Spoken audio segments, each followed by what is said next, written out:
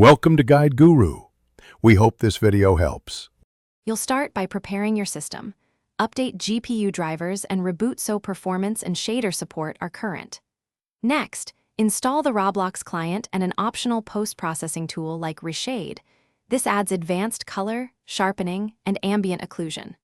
Once done, back up your Roblox settings folder and record your display resolution, because you'll restore defaults if something breaks. Make sure to run Roblox once before adding overlays to create default config files. That prevents conflicts later on. Now focus on detailed graphics tuning. Open Roblox settings and switch graphics mode to manual, then set a realistic frame cap to stabilize performance. Configure in-game quality level and reduce shadow distance or texture scaling if frame rate drops. If using Reshade, enable Vibrance, Sharpen, and SSOW, dialing intensity between 10 and 25% to avoid overprocessing. Also adjust anisotropic filtering and anti-aliasing. Test changes in a populated server, so you see CPU/. Finish by polishing and stress testing. Play for at least 20 minutes in varied maps and record FPS and any visual artifacts.